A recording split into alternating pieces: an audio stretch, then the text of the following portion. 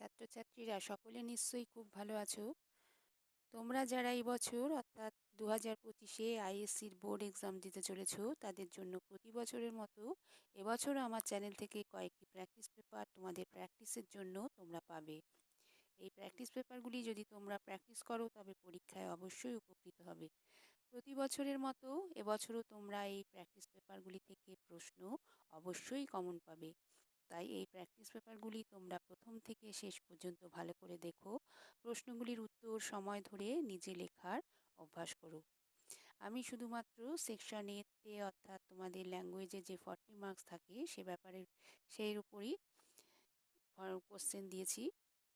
এ প্রসঙ্গে একটি কথা বলে রাখি যে আমি যে গত বছর বা তার আগের বছর বা বিগত বছরগুলিতে যে প্র্যাকটিস পেপার দিয়েছিলাম সেখান থেকে তোমরা গ্রামার বা কম্প্রিহেনশন প্র্যাকটিস করলে তোমরা পরীক্ষায় অবশ্যই উপকৃত হবে। তোমরা সেখান থেকে রচনাগুলিও দেখবে, কারণ ওখানে অনেক রচনা আমি বলে দিয়েছি।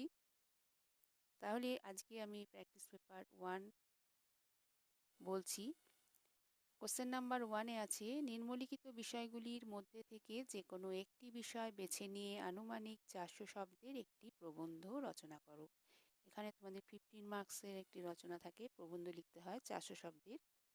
কোশ্চেন এতে আছে, তোমার চোখে তোমার প্রজন্ম। যে কোনো রচনা বই থেকে তোমরা রচনাটি পড়ে নেবে।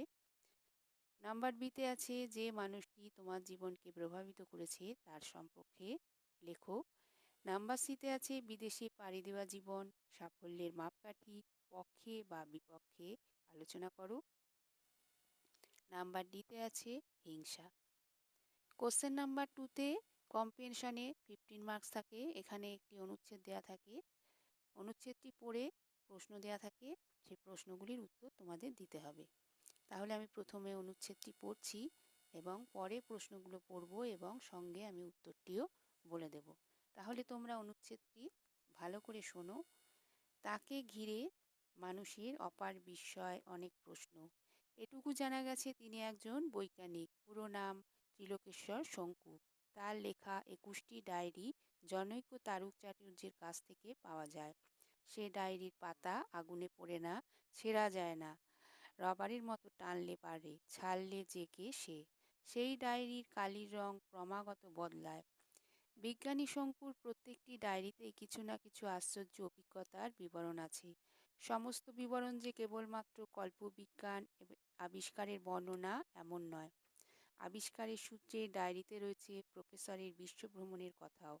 রহস্য, অ্যাডভেঞ্চার, দুরন্ত, রোমাঞ্চকর, অদ্ভুত অভিজ্ঞতা শঙ্কুর ডায়েরিগুলিতে চমৎকারিত্ব দিয়েছে। আপাতত শঙ্কু নিখোঁজ। কেউ বলে তিনি গবেষণা করতে গিয়ে মারা গেছেন, কেউ বলে কোনো এক অজ্ঞাত অঞ্চলে আত্মগোপন করে নিজের কাজ করে যাচ্ছেন, সময় হলেই আত্মপ্রকাশ করবেন। তার কাহিনীগুলি সম্ভব কি অসম্ভব, সত্য কি মিথ্যা, তার বিচার যেমন দুরূহ, শঙ্কুর ব্যক্তিত্বের পরিচয় দেওয়াও খুব সহজ নয়। নানা অসম্ভব মিশ্রণে শঙ্কু নিজেই বাংলা সাহিত্যের এক আশ্চর্য অনন্য প্রতিভাবান মানুষ। আগাগোড়া খাঁটি বাঙালি শঙ্কুর ডায়েরি থেকে জানা যায়, গিরিডির অপ্রতিদ্বন্দ্বী এক ধন্বন্তরী চিকিৎসক ত্রিপুরেশ্বর শঙ্কুর একমাত্র সন্তান তিনি। পিতামহ বটুকেশ্বর ছিলেন তান্ত্রিক। ছোটবেলা থেকেই শঙ্কুকে বাবা শিখিয়েছিলেন, জীবনযাপনের জন্য অর্থের প্রয়োজন ঠিকই, কিন্তু জীবনে শক্তির জন্য কেবলমাত্র টাকার পিছনে ছুটলে চলে না। দুস্থ দরিদ্র মানুষের কষ্ট লাঘব করার জন্য যদি কিছু করা যায় তবে জীবন সার্থক হয়। সারা জীবন এই বিশ্ববিখ্যাত বিজ্ঞানী তার কথা মনে রেখেছিলেন। গিরিডির স্কুল থেকে অসম্ভব ব্রিলিয়ান্ট ছাত্র শঙ্কু 12 বছর বয়সে ম্যাট্রিক পাশ করেন এবং কলকাতায় এসে স্কটিশ চার্চ কলেজ থেকে 16 বছর বয়সে পদার্থবিদ্যা রসায়নে অনার্স নিয়ে স্নাতক হন। পরীক্ষার পাট চুকিয়ে গিরিডিতে ফিরে এসে বাবার পরামর্শে শিল্প, সাহিত্য, ইতিহাস, দর্শন নিয়ে পড়াশোনা করেন। 20 বছর বয়সে স্কটিশ চার্চ কলেজে পদার্থবিদ্যার অধ্যাপনার কাজ নেন। তার কিছুদিন পরে থেকে এই অধ্যাপকের জীবন নানা বিচিত্র পথে চলতে শুরু করে। পিতার মৃত্যু হয় এবং তার কাছে শোনা স্বর্ণপর্ণীর নামে এক বিশেষ গাছড়ার সন্ধানে তিনি কসৌলি যান। স্বর্ণপর্ণির উল্লেখ চরক সংহিতাতেও ছিল।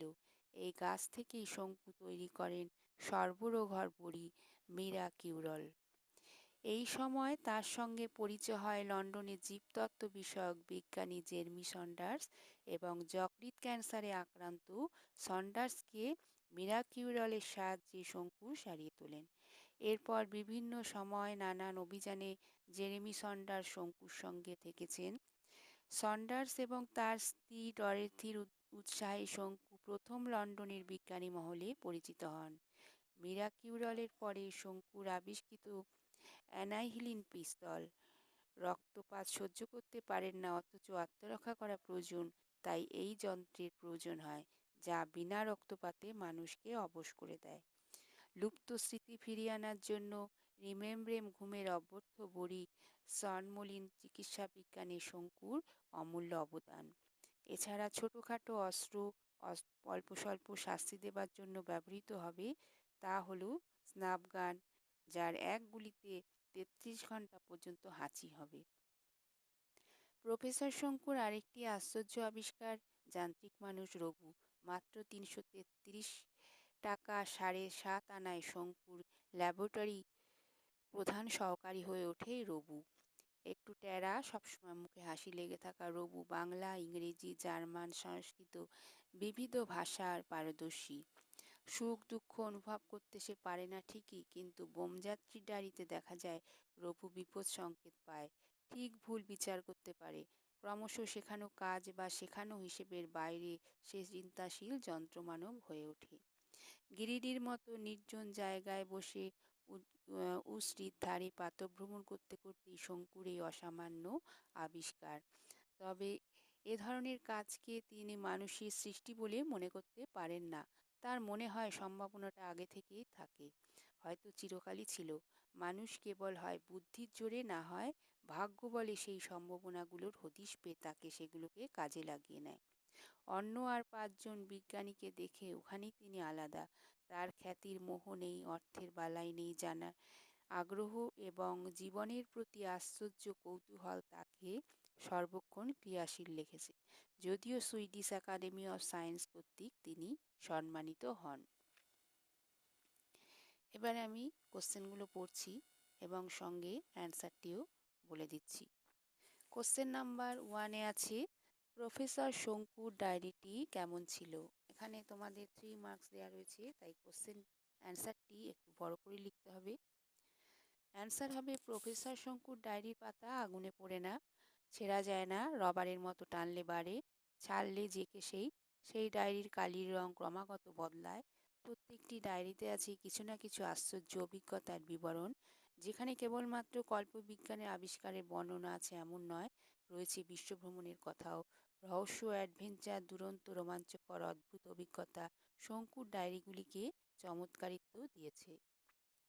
কোশ্চেন নাম্বার বি, শঙ্কুর ডায়েরি থেকে তার পারিবারিক পরিচয় কি পাওয়া যায়? এখানেও কোশ্চেনের নাম্বার আছে 3।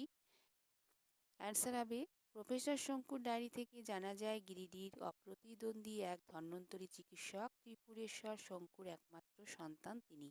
পিতামহ বটুকেশ্বর ছিলেন তান্ত্রিক। কোশ্চেন নাম্বার সিতে আছে, শঙ্কুর শিক্ষা জীবন কিভাবে কেটেছে? এখানেও নাম্বার 3 মার্কস আছে। গিরিডির স্কুল থেকে অসম্ভব ব্রিলিয়ান্ট ছাত্র শঙ্কু 12 বছর বয়সে ম্যাট্রিক পাশ করেন এবং কলকাতা এসে স্কটিশ চার্চ কলেজ থেকে 16 বছর বয়সে পদার্থবিদ্যা ও রসায়নে অনার্স নিয়ে স্নাতক হন। পরীক্ষার পাট চুকিয়ে গিরিডিতে ফিরে এসে বাবার পরামর্শে শিল্প, সাহিত্য, সংস্কৃতি, দর্শন নিয়ে পড়াশোনা করেন। 20 বছর বয়সে স্কটিশ চার্চ কলেজে পদার্থবিদ্যায় অধ্যাপনার কাজে যোগ দেন। কোশ্চেন নাম্বার ডিতে আছে, প্রফেসর শঙ্কুর লেখা কয়টি ডায়েরি কার কাছ থেকে পাওয়া যায়? এখানে কোশ্চেনের মার্কস আছে 1। প্রফেসর শঙ্কুর 21টি ডায়েরি তারক চ্যাটুর্যের কাছ থেকে পাওয়া যায়। কোশ্চেন নাম্বার ই আছে, সর্বরোগহরবরী শঙ্কু কোন গাছ থেকে তৈরি করেন? এখানেও 1 মার্কস আছে। অ্যান্সার হবে, সর্বরোগহরবরী শঙ্কু স্বর্ণপর্ণী নামে এক বিশেষ গাছ থেকে তৈরি করেন। পরের কোশ্চেন আছে, মীরা কিউরলের সাহায্যে শঙ্কু কাকে সারিয়ে তোলেন? অ্যান্সার হবে, মীরা কিউরলের সাহায্যে যকৃৎ ক্যান্সারে আক্রান্ত জীবতত্ত্ব বিষয়ক বিজ্ঞানী জেরমি সন্ডার্সকে সারিয়ে তোলেন। জি আছে, শঙ্কু ল্যাবরেটরির প্রধান সহকারী কে ছিলেন? অ্যান্সার হবে শঙ্কু ল্যাবরেটরির প্রধান সহকারী ছিলেন রঘু। কোশ্চেন নাম্বার 8, শঙ্কু ল্যাবরেটরির প্রধান সহকারীর মাইনে কত ছিল? অ্যান্সার হবে শঙ্কু ল্যাবরেটরির প্রধান সহকারী রঘু 333 টাকা 7 আনা মাইনে পেতেন। আবিষ্কার শব্দটি পদান্তর করলে হবে, অ্যান্সার হবে আবিষ্কৃত। এবার কোশ্চেন নাম্বার 3-তে নির্দেশ অনুসারে উত্তর দাও। এর পাশে নির্দেশ দেওয়া আছে, তোমাদের ব্যাকরণ এর থেকে প্রশ্ন দেওয়া হয়েছে। প্রাথমিক শিক্ষার ভিত্তি দৃঢ় না হলে উচ্চশিক্ষা মজবুত হয় না। এগুলো প্রত্যেকটিরই 1 মার্কস করে থাকবে। এটিকে যৌগিক বাক্যে পরিণত করো। অ্যান্সার হবে প্রাথমিক শিক্ষার ভিত্তি দৃঢ় হোক, তখন উচ্চশিক্ষা মজবুত হবে। কোশ্চেন নাম্বার 2-তে আছে, যেহেতু মেঘ ছিল সেহেতু সে ছাতা নিল। সরল বাক্যে পরিণত করো। অ্যান্সার হবে মেঘ ছিল বলেই সে ছাতা নিল। কোশ্চেন নাম্বার 3-তে আছে, শুদ্ধ বানানটি বেছে নাও। সাময়িকী বানান, এখানে নাম্বার 2-তে যে সাময়িকী বানানটা রয়েছে সেই বানানটি শুদ্ধ বানান। কোশ্চেন নাম্বার 4-এ আছে, অশুদ্ধ বানানটি বেছে নাও। এর আগেরটি ছিল শুদ্ধ বানানটি, মানে 3টে ভুল ছিল, একটা ঠিক ছিল। এখানে অশুদ্ধ বানানের মধ্যে 3টে বানান ঠিক আছে, একটি বানান ভুল আছে, সেই বানানটি তোমাদের বেছে নিতে হবে। এখানে নাম্বার ডিতে যে প্রাণীবিদ্যা বানানটি আছে সেটি সঠিক বানান, আর বাকি 3টে বানান ভুল। কোশ্চেন নাম্বার 5-এ আছে, সে কথা আমি আজও ভুলিতে পারি নাই। কর্মবাচ্যে হবে সে কথা আজও ভুলিতে পারা যায় না। কোশ্চেন নাম্বার 6, এ দণ্ড মঞ্জুর করুন। ভাববাচ্যে হবে এ দণ্ড মঞ্জুর করা হোক। কোশ্চেন নাম্বার 7, দিনের শেষ ভাগ এক কথায় প্রকাশ করো। দিনের শেষ ভাগকে বলা হয় অপরাহ্ন। কোশ্চেন নাম্বার 8, এই কৃপণ ব্যক্তির কাছে 200 টাকা চাঁদা চাওয়া তো ড্যাশ ছাড়া কিছুই নয়। এখানে অপশন দেওয়া আছে অরণ্যে রোদন, অন্ধকারে ঢিলচোরা, আতেখা, জড়ভরত। অ্যান্সার হবে এই কৃপণ ব্যক্তির কাছে 200 টাকা চাঁদা চাওয়া তো অরণ্যে রোদন ছাড়া আর কিছুই নয়। অপশন হবে এ। কোশ্চেন নাম্বার 10-এ রাতের দিকে একটু কান খাড়া রেখো। কান শব্দটি কি অর্থে ব্যবহৃত হয়েছে? অ্যান্সার হবে এখানে কান শব্দটি সতর্ক থাকা অর্থে ব্যবহৃত হয়েছে। লাস্ট কোশ্চেন নাম্বার 10, উপযুক্ত ধনাত্মক শব্দ বসিয়ে শূন্যস্থান পূরণ করো। শীতে লোকটি ড্যাশ করে কাঁপছে। মরমর, মিটমিট, ঠক ঠক, টুপটাপ। উত্তর হবে অপশন সি, শীতে লোকটি ঠক ঠক করে কাঁপছে। তাহলে তোমরা সেকশন এতে 40 মার্কসের যে ল্যাঙ্গুয়েজ পোর্শন থাকে সেই পেপারে তোমরা এই প্র্যাকটিস পার্টি পেলে, এই প্র্যাকটিস পার্টি তোমরা অবশ্যই ভালো করে প্র্যাকটিস করবে এবং এই প্র্যাকটিস পার্টি থেকে তোমরা অবশ্যই উপকৃত হবে। এবং ভিডিওটি থেকে উপকৃত হলে ভিডিওটি তোমরা লাইক করবে, বন্ধুদের শেয়ার করবে, চ্যানেল নতুন হয়ে থাকলে চ্যানেলটিকে অবশ্যই সাবস্ক্রাইব করবে। আজ তাহলে এই পর্যন্তই। ভালো থেকো সকলে।